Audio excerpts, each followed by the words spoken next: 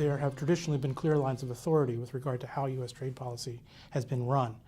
And now you have the former institutions, and appointees have been named, and then a number of other new players that are now in the arena.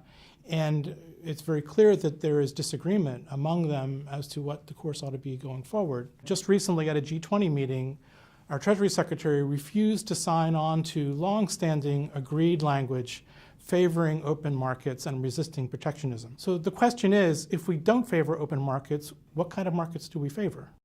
This year is very important for China. President Xi will be renominated and re-elected for a 5-year term in November, and he cannot be perceived to be weak in the trade relationship. And so that's going to make it much more difficult for the Trump administration to press its interests and to get favorable responses back from the Chinese government. There are a few wild cards that I think we want to pay attention to.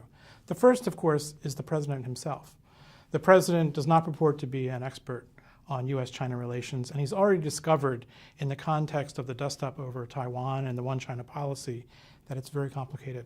Another wild card is Congress itself. The president is going to have to be lockstep with Congress because Congress will have to approve any trade agreements. Now, another area is the kind of negotiations that the administration will want to enter into. The administration has already said that it does not want to continue with the Trans-Pacific Partnership. Okay, that's clear, and that it wants to start bilateral negotiations. Well, how are we going to prioritize that? What countries are we going to be talking to first? The reason why all of these wildcards are so important is that we have a lot at stake in the U.S.-China relationship. China is our third largest country that we export goods to. And it is the second largest country that we export agricultural goods to. So those are enormous sectors, millions of jobs that are on the line for U.S. people if we don't get this right.